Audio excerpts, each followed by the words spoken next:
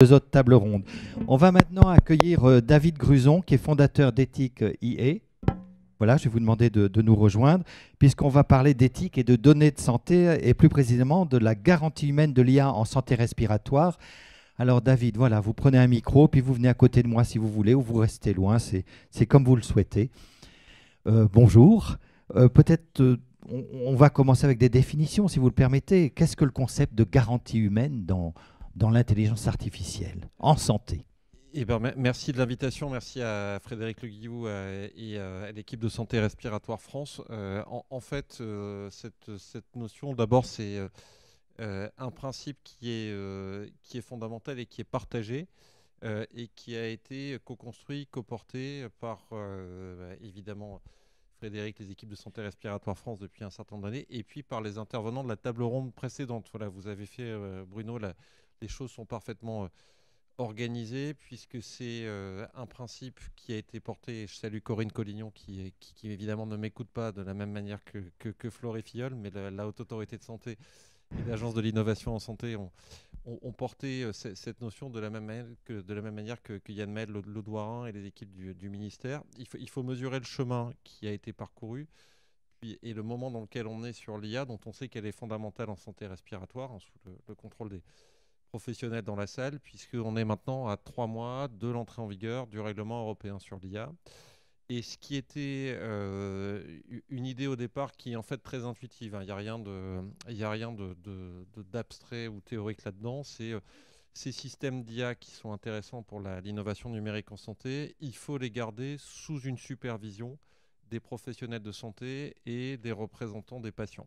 Donc il faut garder de l'humain. Ouais, non pas à chaque étape, hein, sinon ça n'aurait aucun sens, on se priverait du potentiel d'innovation de l'IA, mais sur des bases qui sont cohérentes avec le bénéfice-risque de la solution. Donc, cette idée-là a été travaillée dans le cadre de la révision de la loi de bioéthique en 2021. Elle a été endossée par le Comité national d'éthique, incorporée dans le règlement européen sur l'IA et reprise par la Haute Autorité de Santé dès sa grille d'auto-évaluation des DM avec IA de l'automne 2020. Et c'est maintenant aussi un critère, ce management du risque IA, cartographie, supervision humaine de la V6 de certification de la Haute Autorité de Santé qui entre en vigueur au mois de septembre. Donc les éléments sont en place, mais il faut garder l'idée de base qui est que le but du jeu est de créer des méthodes de management de ces outils d'IA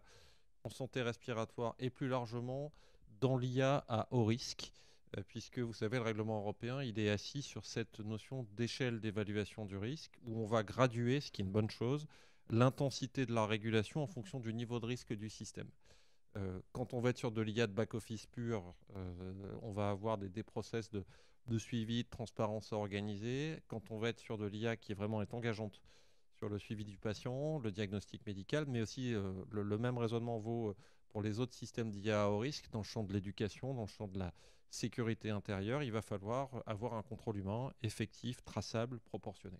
Alors qui est concerné par cette garantie humaine? Est-ce que ce sont les concepteurs ou est-ce que ce sont les utilisateurs d'IA? Alors, les deux.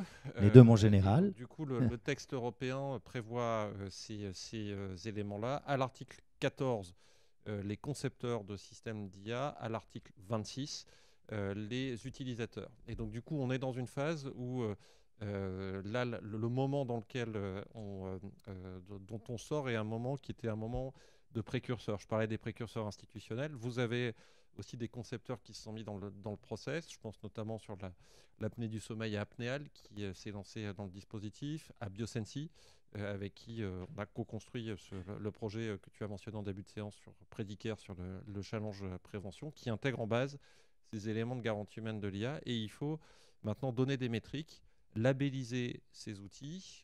Et donc là, la DNS a mené un travail d'évaluation, de benchmark, des labellisations en IA. Alors il faut là aussi être un peu précis sur le schéma. Il y a un travail qui est le travail du régulateur, qui est de contrôler la pertinence clinique, les essais cliniques, au moment de la mise sur le marché, au moment pour la HS de l'admission au remboursement. Je parle sous le contrôle de Corinne Collignon. Et ça, c'est un travail qui doit être menée par le régulateur dans le cadre des procédures auxquelles on est habitué sur les dispositifs médicaux numériques et la haute autorité a engagé un travail d'enrichissement de ces méthodes. C'est aussi sous le contrôle de Flory que c'est un angle aussi d'intérêt pour l'AIS, l'évaluation des DM avec IA. Nous, ce qu'on fait, c'est qu'en fait, on co-construit avec les concepteurs et avec des tiers de confiance. Et santé respiratoire a vocation à jouer ce rôle dans le champ dans le champ de spécialité qui nous concerne aujourd'hui, d'essayer d'organiser un mécanisme crédible qui permette d'avoir une revue régulière de ces outils pour donner aux utilisateurs l'assurance, c'est ça le point clé, que le système, surtout s'il est auto-apprenant, ne sera pas laissé tout seul à tourner sans monitoring par des professionnels de santé. Parce que, et vous comprenez, là on arrive dans le réel des choses, que en fait, et volontairement je prends des exemples qui sont à distance de la santé respiratoire, que tout ce qui va nous occuper là dans les prochaines années, puisque le calendrier il est clair, donc c'est août 2025, entrée en vigueur pour les systèmes d'IA générative, août 2027 pour les DM avec IA.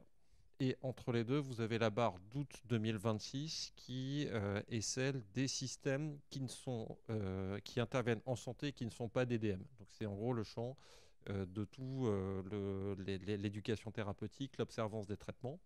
Et donc là, il va falloir avoir des process permettant de se préparer à ces échéances et de normaliser ces démarches de conformité, de garantie humaine de l'IA. C'est ce qu'on a essayé de faire. Il y a sur le champ de la normalisation avec les concepteurs, un travail, et je salue la présence d'Armel Gracier et du SNITEM, avec le SNITEM, le LEM, France Asso Santé. Donc il y a une norme AFNOR Spec 2213 qui est accessible en ligne. L'AFNOR a bien voulu la rendre librement accessible, qui définit ce que c'est un process, un collège de garantie humaine, une méthodo qui puisse être crédible et vérifiable.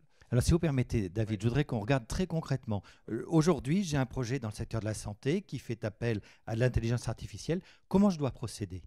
À qui je m'adresse et qu'est-ce que je dois Alors, offrir comme et, garantie ou comme ouais, idée? et là, la question que vous posez, je pense que on le mesure tous là à la fin de ce premier trimestre 2025. Elle ne peut pas être posée ou soulevée indépendamment du regard sur le contexte géopolitique dans lequel on est. Il y a eu, il y a quelques semaines, un sommet mondial de l'IA en santé, avec une composante santé. Yannick Noder a affirmé la préparation d'une stratégie IA et santé avec une feuille de route opérationnelle qui doit être déclinée d'ici l'été. C'est une vraie bonne nouvelle. Mais quand on prend un peu de recul, et je réponds à votre question tout de suite, mais vous allez comprendre le point. Pour vous situer ma force de prédiction analytique sur ces sujets d'IA, en janvier, devant 600 cardiologues, j'avais juré Urbi et Orbi que jamais Donald Trump n'abrogerait l'executive order de Joe Biden sur la régulation de l'IA d'octobre 2023, qui ressemblait à peu près à l'AI Act, et évidemment, il l'a abrogé le soir de son entrée en fonction. Et donc, vous voyez le mouvement qui a été assez spectaculaire. C'est que vous aviez eu semaine 1, abrogation du Biden Act et annonce d'un plan d'investissement de 500 milliards de dollars dans l'IA.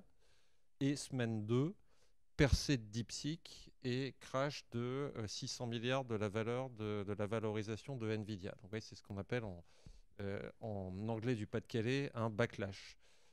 Et donc, en fait, vous mesurez là, quand on regarde les choses. Alors, pourquoi j'avais fait cette prédiction qui a été complètement démentie, c'est que je me disais, mais vous voyez, je ne suis pas économiste, donc ça s'est vu, que en fait, en fait, je me disais, mais en fait, appliquer des droits de douane sur un système d'IA, c'est hyper compliqué. C'est de la matière numérique, c'est difficilement préhensible. Jamais on pourra appliquer un tarif douanier sur ça. Et que donc, du coup, je pense que ma prédiction a été démentie, mais néanmoins, le raisonnement sur le fond, il est presque validé par l'absurde. C'est que vous comprenez qu'en IA, à partir du moment où on ne peut pas appliquer des tarifs douaniers pour protéger le marché de l'importation de ces systèmes numériques, quand vous abaissez la barrière juridique ou la barrière de contrôle qualité, en fait, vous n'avez aucun critère qui permet de préserver votre marché. Donc, du coup, notre AI Act, à condition, et cette philosophie-là a été portée par le président de la République, par le ministre de la Santé au sommet sur l'IA, que vous appliquiez ce texte dans une logique intelligente de management du risque, de régulation positive, c'est aussi, je le dis un peu brutalement, mais c'est quand même ça le fond de l'idée, un cadre de protectionnisme éthique qui va permettre de déterminer à l'échelle du continent européen les systèmes que l'on veut voir évoluer sur le marché et qui sont conformes aux valeurs que l'on porte. Et ceci posé, euh, définit en fait la voie à suivre, c'est-à-dire que le texte il prévoit des sanctions en 3% du chiffre d'affaires mondial en cas de non-conformité, mais il renvoie l'application de ce texte à la Commission européenne, au régulateur national, la CNIL, avec le concours des autorités de régulation sectorielles, ANSM, HAS, les autres régulateurs dans les différents champs, et il faudra déterminer une doctrine d'application de cet outil.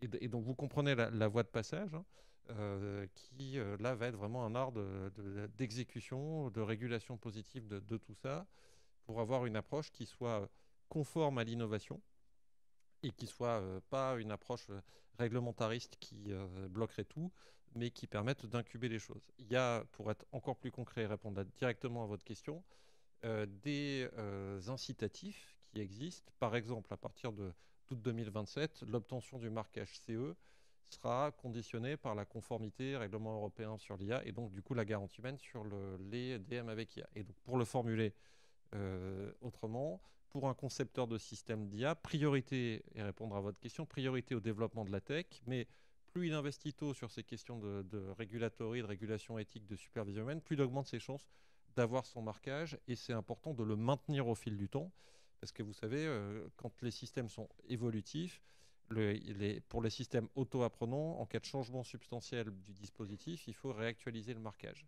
Et le fait d'avoir derrière des autorités de régulation qui posent ces critères d'éthique, de supervision de l'IA comme des éléments à prendre en compte pour l'admission au remboursement possiblement, c'est aussi un incitatif. Donc, vous voyez, ce qui est, à mon sens, très vertueux dans le système, c'est qu'on a un cadre de régulation qui est fort, possiblement lourdement sanctionnable, mais assis sur une logique de management du risque et avec des incitatifs qui permettent de positionner ces enjeux dans le cycle d'innovation économique et pas à côté de ce cycle. Mais vous comprenez que derrière, tout va être une question vraiment d'application et qu'à partir de ce cadre-là, dont les fondamentaux sont, je pense, équilibrés, on aurait peut-être pu faire mieux, mais globalement, je pense que la ligne d'équilibre, elle est là. Ça va surtout maintenant être un art d'appropriation collective de tout ça. Et est-ce qu'il y a aujourd'hui déjà des secteurs dans la santé qui se sont déjà engagés dans cette supervision humaine ici en France? Alors, la santé respiratoire est un domaine avancé, j'en ai pris des exemples, mais évidemment,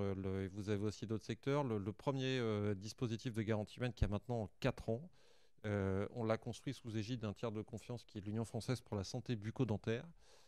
Et donc là, on applique des dispositifs de collège de garantie humaine d'outils et d'IA. Et vous comprenez là le critère du bénéfice-risque, hein, qui est vraiment à dire de professionnels.